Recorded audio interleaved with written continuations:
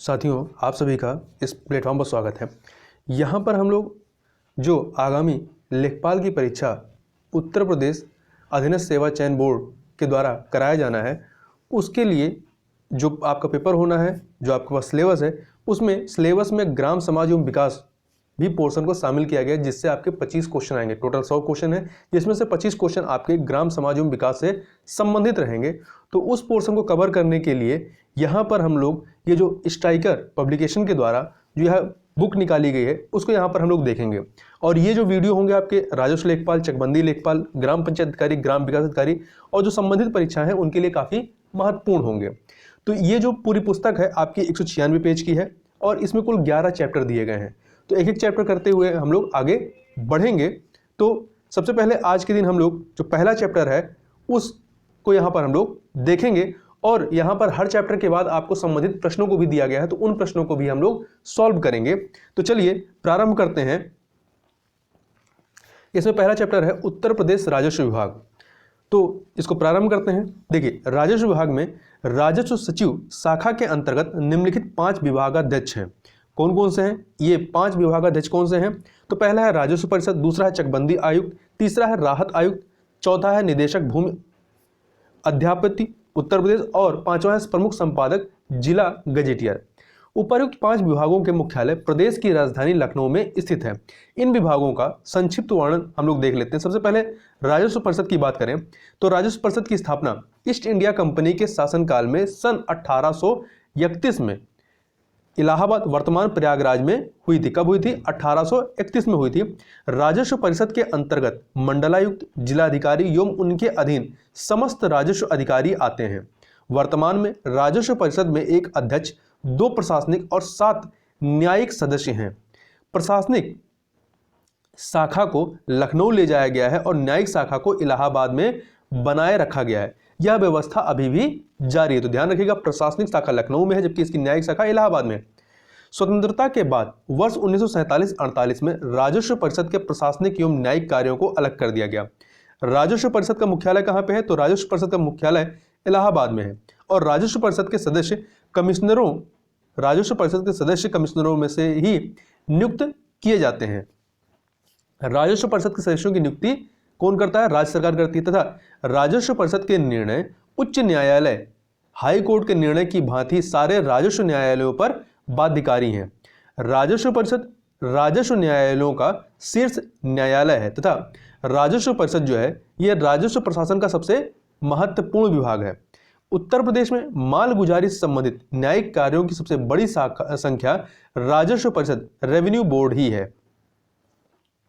आगे बात करते हैं राजस्व परिषद के भाग क्या हैं, कौन कौन से हैं? तो देखिए, कार्य क्षेत्र के आधार पर राजस्व परिषद को 2 भागों में विभाजित किया गया। पहला प्रशासनिक और दूसरा न्यायिक।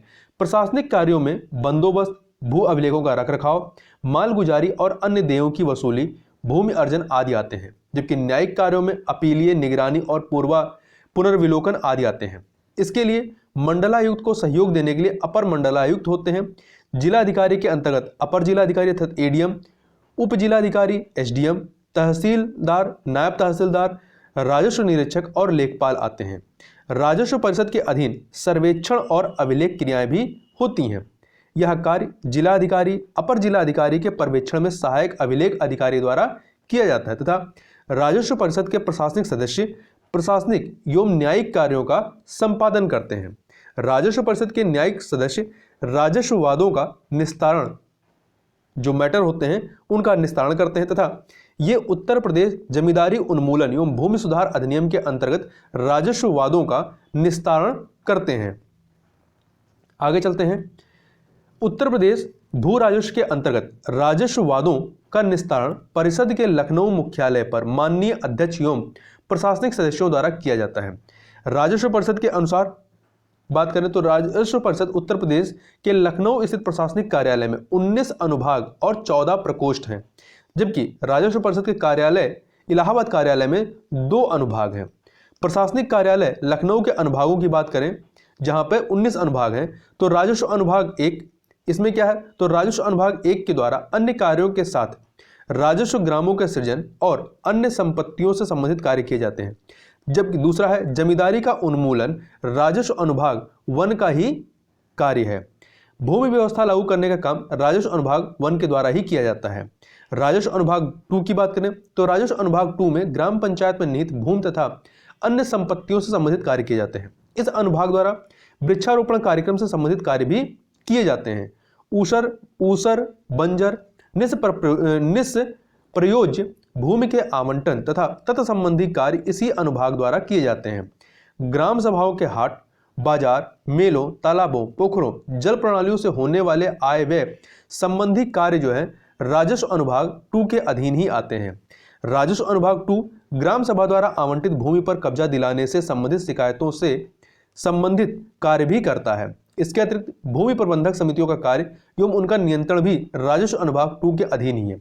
राजस्व अनुभाग 3 की बात करें तो राजस्व अनुभाग 3 राजस्व सचिव शाखा के सभी 14 अनुभागों के अधिष्ठान से संबंधित कार्य करता है। राजस्व अनुभाग 4 क्या करता है तो राजस्व अनुभाग 4 राजस्व परिषद एवं जिलों में भू अभिलेखों के सुदृढ़ीकरण, आधुनिकीकरण, कंप्यूटरीकरण का कार्य करता है। इस अनुभाग में मंडल, जिला तथा तहसील कार्यालयों से संबंधित समस्त कार्य किए जाते हैं। इसके अतिरिक्त राजस्व अनुभाग 4 में IAS तथा PCS अधिकारियों के सृजन का कार्य किया जाता है। लेखपाल प्रशिक्षण विद्यालयों की स्थापना विषयक कार्य राजस्व अनुभाग 4 द्वारा किया जाता है तथा वित्त आयोग को सूचना उपलब्ध कराए जाने का कार्य इसी अनुभाग द्वारा किया जाता है। आगे बढ़ते हैं। आगे है राजस्व अनुभाग 5। तो राजस्व अनुभाग 5 प्रदेश के नए मंडल, जनपद, तहसीलों के सृजन तथा उससे संबंधित विभिन्न मामले देखता है। मंडल, जिला, तहसीलों के भवनों के निर्माण हेतु भूमि का अर्जन राजस्व अनुभाग 5 के द्वारा किया जाता है तथा विभिन्न विभागों को राजस्व विभाग की भूमि उपलब्ध कराए जाने से संबंधित कार्य इसी अनुभाग 5 के द्वारा किए जाते हैं। उपनिवेश क्षेत्रों में अनाधिकृत कब्जे को हटाने का कार्य राजस्व अनुभाग 5 द्वारा किया जाता है। अंतर्राष्ट्रीय सीमा, भारत की सीमा नेपाल के साथ, चीन या जो भारत तिब्बत विवाद है, सीमा विवाद संबंधी कार्य राजस्व अनुभाग 5 के अधीन है। अंतर प्रांतीय सीमा विवादों का निपटारा भी इसी अनुभाग के द्वारा किया जाता है तथा राजस्व अनुभाग 5 राजस्व स्थायी समिति के समन्वय का कार्य भी करता है। कलेक्ट्रेट तथा तहसील भवनों के अहातों में तथा जो परिसर है उसमें स्थित भूमि का पट्टा एवं अन्य प्रबंधन राजस्व अनुभाग 5 का ही काम है। अंतरजिला तहसील तथा ग्रामों से संबंधित सीमा विवाद राजस्व अनुभाग 5 के ही अधीन है। सर्वे ऑफ इंडिया द्वारा बनाए जाने वाले नक्शों में दर्शित सीमांकन एवं प्रमाणीकरण का कार्य राजस्व अनुभाग 5 ही देखता है। वित्त आयोग से संबंधित कार्य राजस्व अनुभाग 5 के द्वारा संपादित किया जाता है। राजस्व अनुभाग 6 की बात करें तो राजस्व अनुभाग 6 द्वारा राजस्व परिषद के लिए पदों का सृजन किया जाता है। इसी अनुभाग द्वारा राजस्व परिषद के सदस्यों का कार्य विभाजन किया जाता है तथा भू राजस्व के अभ्यर्पण, छूट तथा मालिकाना हक संबंधी कार्य राजस्व अनुभाग 6 के द्वारा किया जाता है। इसके अतिरिक्त नजूल भूमि संबंधी कार्य राजस्व अनुभाग 6 ही देखता है और रेलवे की अतिरिक्त भूमि का बंदोबस्त भी राजस्व अनुभाग 6 ही देखता है। राजस्व अनुभाग 6 विस्थापितों की सहायता एवं पुनर्वास का कार्य करता है। राजस्व अनुभाग 7 की बात करें तो राजस्व अनुभाग 7 भू राजस्व, नहर दे, तकावी दे तथा अन्य सरकारी दे की वसूली करता है। यह अनुभाग भू राजस्व तथा भू राजस्व की बकाया की भांति वसूल किए जाने वाले देयों की वसूली के लिए अचल संपत्ति का विक्रय करता है। यह अनुभाग राजस्व वसूली से संबंधित अन्य कार्य भी करता है। राजस्व अनुभाग 8 की बात करें तो यह चकबंदी से संबंधित कार्य करता है। राजस्व अनुभाग 9 राजस्व अनुभाग 9 में तहसीलदार, नायब तहसीलदार, कानूनगो, राजस्व निरीक्षक, लेखपाल इत्यादि के कार्य तथा उनकी सेवा नियमावली और उनमें संशोधन संबंधी कार्य होते हैं। किसमें? राजस्व अनुभाग 9 में। कृषि गणना, खेतों की हदबंदी, दाखिल खारिज संबंधी कार्य, बंटवारा संबंधी कार्य राजस्व अनुभाग 9 ही करता है। राजस्व अनुभाग 10 की बात करें तो राजस्व अनुभाग 10 निम्नलिखित कार्य करता है। यह निर्धारित मंडलों में प्राकृतिक आपदा से प्रभावित व्यक्तियों को सहायता देने हेतु उनसे प्रार्थना पत्र व शिकायत लेता है। आगे चलते हैं। यह अनुभाग जो है दैवीय आपदा से प्रभावित व्यक्तियों की सहायता के लिए अनुदान आदि हेतु जिलाधिकारी को धन आवंटित करता है। यह अनुभाग जिला बाढ़ नियंत्रण तथा आपदा सहायता कार्य को करता है। प्राकृतिक आपदा के कारण मालगुजारी, लगान तथा अन्य सरकारी देयों की माफी एवं स्थगन कार्य यह अनुभाग करता है। यह अनुभाग सरकारी खर्चे में मितव्ययिता का भी कार्य करता है। एक सेकेंड, आगे चलते हैं। राजस्व अनुभाग 11 की बात कर लेते हैं। तो राजस्व अनुभाग 11 के निम्नलिखित कार्य हैं। पहला, यह अनुभाग बाढ़ की वार्षिक समीक्षा करता है।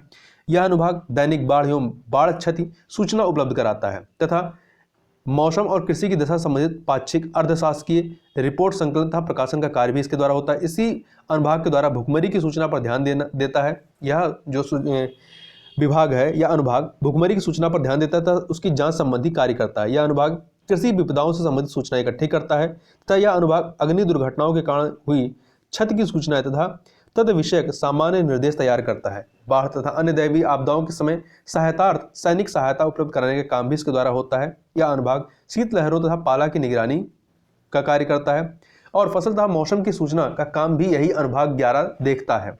यह अनुभाग सूखे के कारण हुई क्षति की सूचना देता है।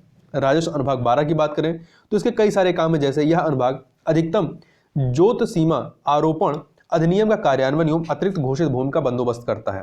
भू राजस्व अधिनियम और भूमि सुधार संबंधी अधिनियमों के अंतर्गत मुकदमों का कार्य अनुभाग करता है। उद्योग बंधु तथा उद्योगों की उच्च स्तरीय समिति संबंधी कार्य इसके द्वारा होता है। 20 सूत्री कार्यक्रम के समन्वय का कार्य भी ये करता है। परिवार नियोजन संबंधित समस्त समन्वय का कार्य भी राजस्व अनुभाग 12 के द्वारा होता है। इसके द्वारा अन्य कार्यों में वार्षिक कार्य योजना के समन्वय का कार्य, न्यायिक वादों के समन्वय का कार्य भी किया जाता है। ध्यान रखिएगा, परिवार नियोजन संबंधित समस्त समन्वय कार्य कौन करता है? राजस्व अनुभाग 12। राजस्व अनुभाग 13 की बात करें तो इसके अंतर्गत भूमि अध्यापित अधिनियम से संबंधित समस्त कार्य किए जाते हैं। जबकि राजस्व अनुभाग 14 के तहत जो कार्य है उनको देखें तो इस अनुभाग द्वारा डिफेंस ऑफ इंडिया एक्ट 1939, 1962, 1965 और 1972 के संचालन कार्य किया जाता है। यह अनुभाग सर्वेक्षण एवं अभिलेख संबंधी क्रियाएं करता है। यह अनुभाग भू राजस्व बंदोबस्त करता है। उत्तर प्रदेश भूलेख प्रशिक्षण संस्थान हरदोई तथा इससे संबंधित समस्त कार्य करता है। भूदान तथा ग्राम दान संबंधी कार्य भी करता है। मैप एवं रिकॉर्ड मैनुअल का पुनरीक्षण करता है अनुभाग 14 तथा नामांतरण दाखिल खारिज की रिपोर्ट तहसीलदार नायब तहसीलदार के न्यायालय में प्रस्तुत करनी होती है। इसको आगे चलते हैं, आगे बात कर लेते हैं। एक सेकंड, राजस्व परिषद का संगठन तथा संरचना के बारे में। तो देखिए, राजस्व परिषद में एक अध्यक्ष, 2 प्रशासनिक सदस्य तथा 7 न्यायिक सदस्य होते हैं। इस परिषद के अंतर्गत मंडलायुक्त, जिलाधिकारी तथा समस्त राजस्व प्राधिकारी आते हैं। मंडलायुक्त की सहायतार्थ अपर मंडलायुक्त तथा जिलाधिकारी के सहायतार्थ अपर जिलाधिकारी, उप जिलाधिकारी, तहसीलदार, नायब तहसीलदार, राजस्व निरीक्षक और लेखपाल आते हैं। ये संरचना आप यहाँ पे डायग्राम के माध्यम से देखिए। तो राजस्व परिषद की संरचना में अध्यक्ष होता है और इसके तहत 2 प्रशासनिक सदस्य हैं। दो यहाँ प्रशासनिक सदस्य, यहाँ न्यायिक सदस्य हैं। तो देखिए, प्रशासनिक सदस्यों में 2 होते हैं और इसका मुख्यालय कहाँ है? इलाहाबाद में। जबकि 7 न्यायिक सदस्य, इसका मुख्यालय कहाँ पे? लखनऊ में। और इसके नीचे मंडलायुक्त और मंडलायुक्त के सहायतार्थ अपर मंडलायुक्त और इसके नीचे आपके जिलाधिकारी होते हैं, इनके सहायतार्थ अपर जिलाधिकारी और इसके नीचे उप जिलाधिकारी, तहसीलदार, नायब तहसीलदार, राजस्व निरीक्षक और सबसे नीचे आपके लेखपाल आते हैं। राजस्व विभाग के अन्य कार्यों की बात करें तो तहसीलदार इस कार्य को स्वयं कर सकते हैं या उसे किसी तहसीलदार अर्थात न्यायिक या नायब तहसीलदार को भेज सकते हैं। तहसीलदार न्यायिक का जो पद है ये प्रदेश के अधिकांश पूर्वी जिलों में है। भूमि के हक, सीमांकन एवं बंटवारे संबंधित वाद उप जिलाधिकारी एसडीएम के यहाँ चले जाते हैं और उप जिलाधिकारी अर्थात एसडीएम ग्राम पंचायत के सदस्यों व प्रधानों के निर्वाचन से संबंधित याचिकाओं की सुनवाई करते हैं। इनके द्वारा पारित आदेश के विरुद्ध जिला न्यायाधीश के न्यायालय में अपील होती है। मतलब एसडीएम जो जजमेंट देगा उसके विरुद्ध जिला न्यायाधीश के न्यायालय में अपील की जा सकती है। राजस्व अधिकारियों के कार्यपालक मजिस्ट्रेट के अधिकार भी होते हैं। शांति व्यवस्था बनाए रखने का उत्तरदायित्व इन्हीं मजिस्ट्रेटों पर होता है। जिला स्तर पर शांति व्यवस्था बनाए रखने का उत्तरदायित्व जिलाधिकारी तथा डीएम पर है।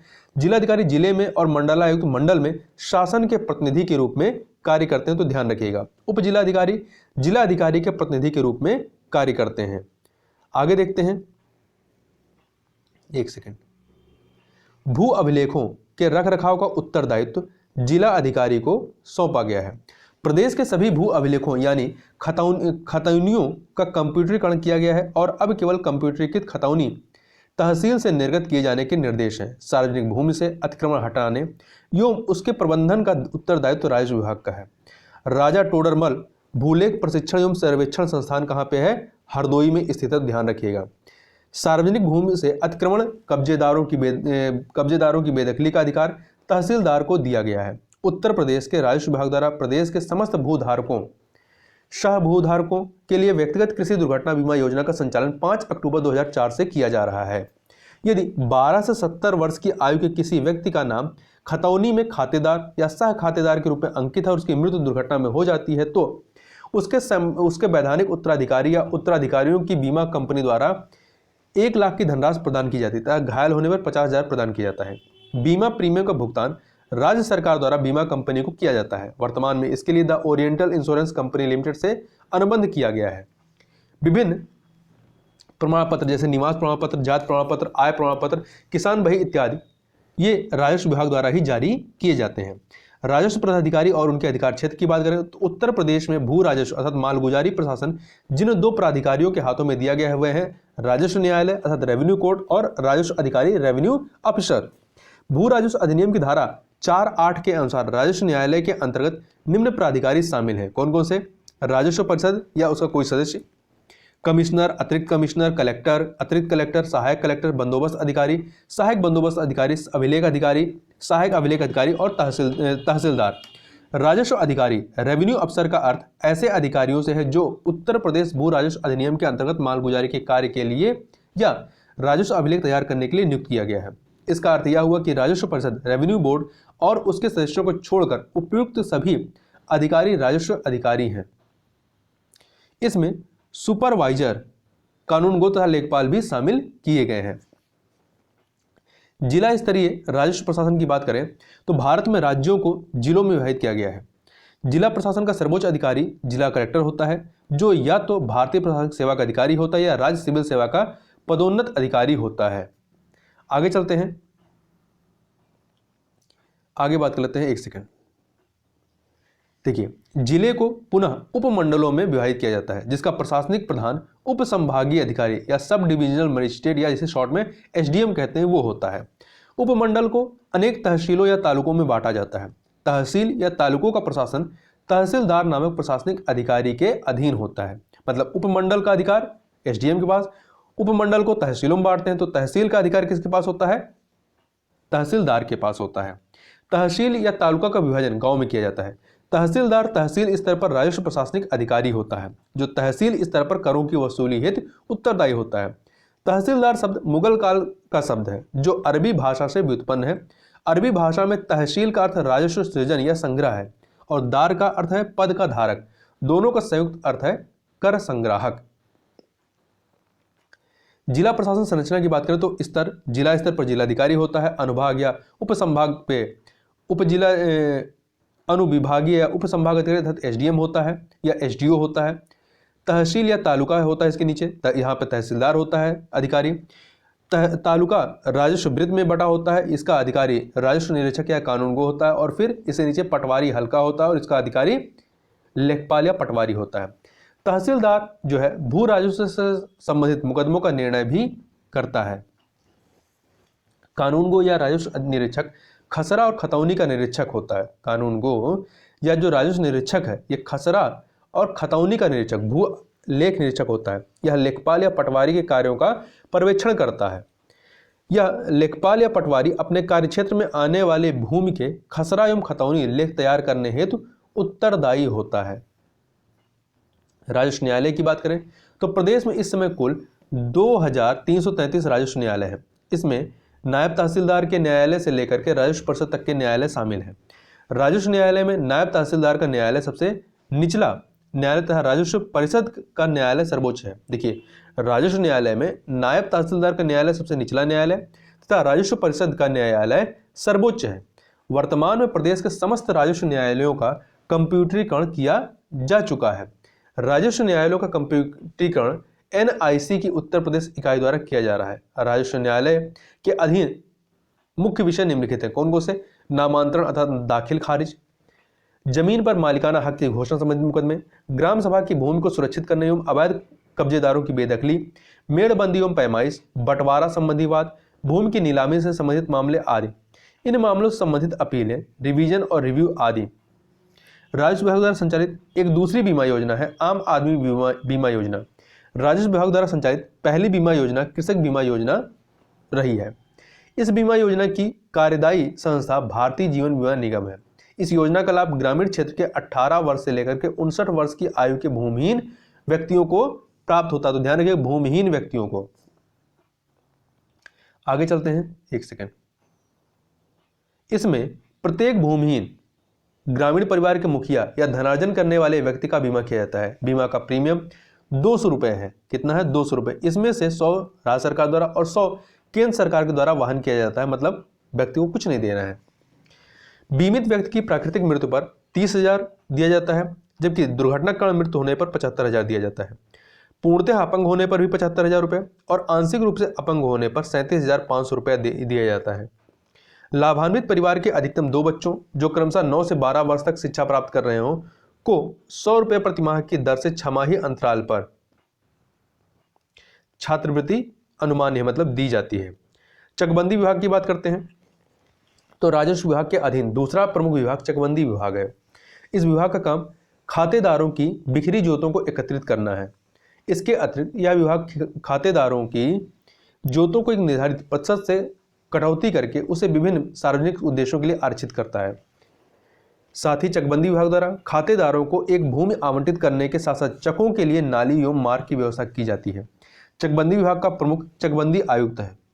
उत्तर प्रदेश में चकबंदी योजना का प्रारंभ वर्ष 1954 में 1954 में मुजफ्फरनगर जिले की करैना तहसील एवं सुल्तानपुर जिले की मुशफिर खाना तहसील से हुई थी। मुशफिर खाना अब अमेठी जिले में स्थित है। पहले सुल्तानपुर में था, अब अमेठी जिले में है। वर्ष 1958 में इस योजना को पूरे प्रदेश में लागू किया गया। प्रारंभ होता है 1954 में, पूरे प्रदेश में कब लागू किया जाता है? 1958 में। प्रदेश में कम से कम एक बार चकबंदी कार्यक्रम को पूरा किया जा चुका है। चकबंदी योजना के संचालन हेतु चकबंदी आयुक्त या संचालक के अधीन चकबंदी विभाग का गठन किया गया है। चकबंदी संचालक के कार्यों में सहयोग हेतु अतिरिक्त चकबंदी संचालक व संयुक्त चकबंदी संचालक का प्रावधान किया गया है। जनपद स्तर पर चकबंदी का सर्वोच्च अधिकारी जिला उप संचालक चकबंदी है। इसकी सहायता हेतु उप संचालक चकबंदी, सहायक संचालक चकबंदी, बंदोबस्त अधिकारी चकबंदी, सहायक बंदोबस्त अधिकारी चकबंदी तथा चकबंदी अधिकारी, सहायक चकबंदी अधिकारी आदि आते हैं या होते हैं। चकबंदी प्रक्रिया राज्य सरकार की कल्याणकारी योजना है। चकबंदी के लिए प्रदेश को कटकों में बांटा जाता है। पारदर्शिता हेतु प्रत्येक कटक में एक चकबंदी समिति गठित की जाती है और चकबंदी समिति में कम से कम 5 तथा अधिक से अधिक 11 सदस्य होते हैं। समिति को और अधिक प्रतिनिधिक बनाने के लिए बंदोबस्त अधिकारी चकबंदी कटक के खातेदारों में आवश्यक योग्यताएं रखने वाले कुछ खातेदारों को नामांकित करता है। ऐसे नामांकित सदस्यों की संख्या अधिक से अधिक 4 होती है। चकबंदी कर्ता और चकबंदी लेखपाल की नियुक्ति कार्य के सापेक्ष किए जाने का प्रावधान है। चकबंदी कर्ता और चकबंदी जो है चकबंदी लेखपाल की नियुक्ति कार्य के सापेक्ष किए जाने का प्रावधान है। चकबंदी लेखपाल चकबंदी आयुक्त के अधीन होते हैं, जबकि राजस्व लेखपाल जिला अधिकारी के अधीन होते हैं। ध्यान रखिएगा, चकबंदी लेखपाल चकबंदी आयुक्त के अधीन होता है, जबकि राजस्व लेखपाल जो होता है ये जिला अधिकारी के अधीन होते हैं। चकबंदी विभाग का काम खातेदारों की बिखरी जोतों को एकत्रित करना है। चकबंदी विभाग के अधीन चकबंदी संबंधित न्यायिक कार्यों का भी संपादन किया जाता है। इसके द्वारा न्यायिक कार्यों का संपादन इस प्रकार किया जाता है। सहायक चकबंदी अधिकारी सर्वप्रथम समझौते के आधार पर विवादों या वादों का निस्तारण करते हैं। एक सेकंड। इसके ऊपर चकबंदी अधिकारी होते हैं। चकबंदी अधिकारी विवादित वादों या आपत्तियों का निस्तारण करते हैं। बंदोबस्त अधिकारी चकबंदी और सहायक बंदोबस्त अधिकारी चकबंदी अपीली न्यायालय का कार्य करते हैं। ये दोनों अधिकारी सहायक चकबंदी अधिकारी एवं चकबंदी अधिकारी के विरुद्ध अपील की सुनवाई करते हैं। उप संचालक चकबंदी और सहायक संचालक चकबंदी निगरानी न्यायालय का काम करते हैं। उप संचालक चकबंदी और सहायक संचालक चकबंदी निगरानी न्यायालय का कार्य करते हैं और ये दोनों अपीली न्यायालय के आदेश के विरुद्ध निगरानी की सुनवाई एवं निस्तारण संदर्भ की सुनवाई करते हैं और उसका निस्तारण करते हैं। नक्शों और अभिलेखों का पुनरीक्षण तथा संशोधन की बात करते हैं तो चकबंदी के संबंध में प्रख्यापन तथा अधिसूचना।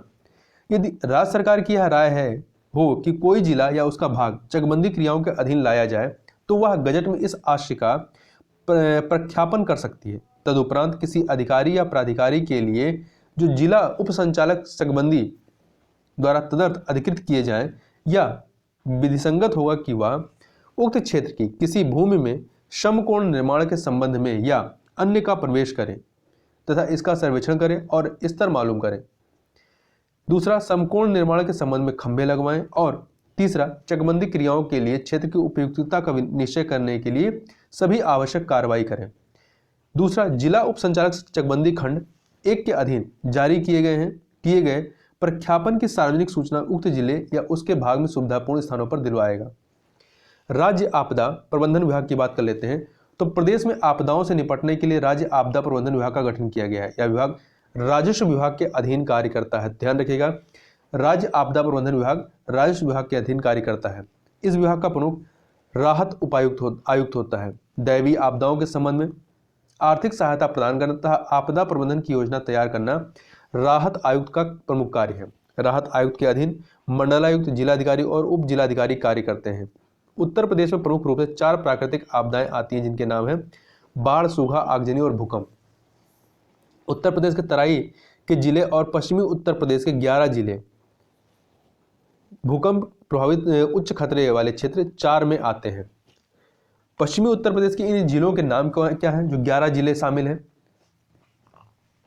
तो देखिए, सहारनपुर, मुजफ्फरनगर, बागपत, बिजनौर, मेरठ, गाजियाबाद, गौतम बुद्ध नगर, जेपी नगर, रामपुर, मुरादाबाद, बुलंदशहर।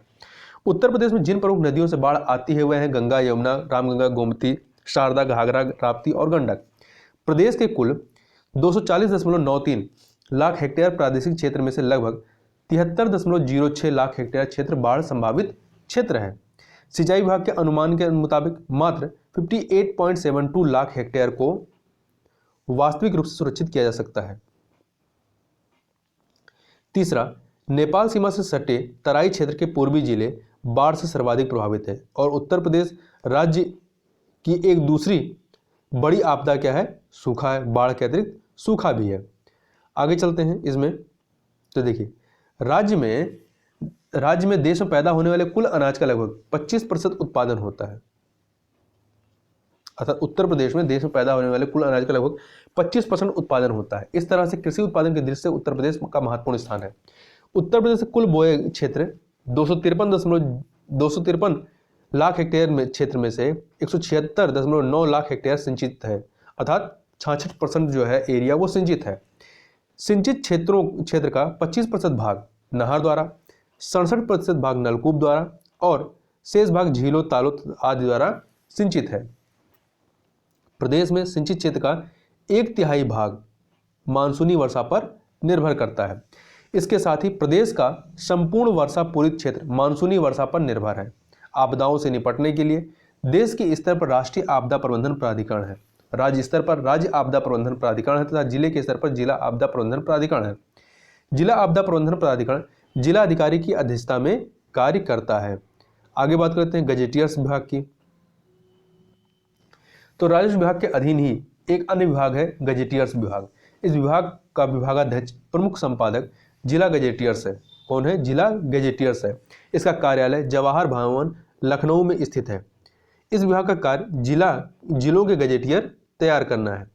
गजेटियर में जिले से संबंधित आवश्यक सूचनाएं होती हैं। गजेटियर्स राष्ट्र की संपत्ति है। जिला गजेटियर्स प्रमाणिक सूचनाओं के स्रोत हैं। देखिए, किसी जिले की संपूर्ण सूचना के स्रोत के रूप में गजेटियर्स की महत्ता वर्ष 1803 में समझी गई थी। कब समझी गई थी? 1803 में। इस दिशा में वास्तविक काम वर्ष 1872 में हुआ। उस समय भारत का इंपीरियल गजेटियर्स तैयार करने का काम भारत सरकार द्वारा किया गया। वर्ष 1957 में जिला गजेटियर्स विभाग की स्थापना की गई। प्रारंभ में 54 जिलों के गजेटियर्स तैयार किए गए थे। ये 8 पूरक भागों में अंग्रेजी में लिखे गए। ये केंद्रीय योजना के अंतर्गत तैयार किए गए थे। इसके अतिरिक्त प्रदेश स्तर पर 5 खंडों में उत्तर प्रदेश राज्य का गजेटियर तैयार किया गया। वर्ष 1980-81 में पूरी गजेटियर योजना राज्य सरकार को सौंप दी गई। तब से उत्तर प्रदेश के जिला गजेटियर्स हिंदी में लिखे जाने लगे हैं। ध्यान रखिएगा, 1980-81 से 5 जिलों के गजेटियर्स हिंदी में प्रकाशित हो चुके हैं। इन जिलों के नाम हैं मेरठ, गाजियाबाद, ललितपुर, कानपुर देहात और फिरोजाबाद। मेरठ, गाजियाबाद, ललितपुर, कानपुर देहात और फिरोजाबाद। देखिए, परीक्षा उपयोगी जो महत्वपूर्ण प्रश्न उनको भी एक बार यहाँ पे देख लेते हैं। देखिए, लेखपाल का उल्लेख किस अधिनियम की धारा में है? तो उत्तर प्रदेश भू राजस्व अधिनियम 1901 की धारा 23 में। लेखपाल अपने हलके में कार्य करता है। उसका ट्रांसफर किसके द्वारा किया जाता है? परगना अधिकारी या सहायक कलेक्टर द्वारा। लेखपाल के कार्यों का वितरण या विवरण किस में वर्णित है? तो लैंड रिकॉर्ड मैनुअल में यह वर्णित है। उत्तर प्रदेश में लेखपाल सेवा नियमावली कब बनी? 2006 में। लेखपाल अपने हलके के गांव या गांव का प्रत्येक वर्ष खेत पर आकर निरीक्षण करता है। इस निरीक्षण को क्या कहते हैं? पड़ताल कहते हैं। क्या कहते हैं? पड़ताल कहते हैं। आगे चलते हैं, एक सेकेंड।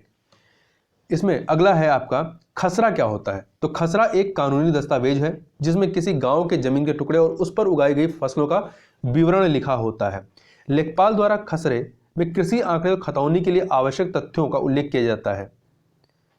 खसरे में कुल कितने खाने होते हैं? तो 22 खाने होते हैं। और खतौनी में कुल कितने होते हैं? 13 खाने। ध्यान रखिए, खसरे में 22 खाने, खतौनी में 13 खाने होते हैं। पटवारी शब्द का सर्वप्रथम किसने किया था? तो शेरशाह सूरी ने किया था। किसके समय में पटवारी का नाम बदलकर लेखपाल कर दिया गया? चौधरी चरण सिंह की सरकार के समय में। उत्तर प्रदेश भू राजस्व अधिनियम की धारा 33 में वर्णित वार्षिक रजिस्टर को किस नाम से जाना जाता है? खतौनी के नाम से जानते हैं। देखिए, खसरा एवं खतौनी को सम्मिलित रूप से क्या कहते हैं? अधिकार अभिलेख कहते हैं। भूलेख निरीक्षक कौन होता है? तो कानूनगो या राजस्व निरीक्षक होता है। अमीन कौन होता है? तो अमीन भू राजस्व की वसूली करने वाला होता है। कौन होता है? भू राजस्व की वसूली करने वाला। इस तहसील दिवस का आयोजन कब होता है? प्रत्येक माह के प्रथम एवं तृतीय मंगलवार को। दाखिल खारिज म्यूटेशन की प्रक्रिया कब होती है? जब कभी भूमि के कब्जे में परिवर्तन होता है। इसके अंतर्गत खतौनी में जोतदार के नाम का परिवर्तन किया जाता है। कृषि वर्ष कब से कब तक चलता है? तो ये 1 जुलाई से प्रारंभ होकर 30 जून तक चलता है। अब इससे आगे की चीजों को हम लोग नेक्स्ट वीडियो में कवर करेंगे। तो इस वीडियो में बस इतना ही। मिलते हैं नेक्स्ट वीडियो में, तब तक के लिए बहुत बहुत धन्यवाद।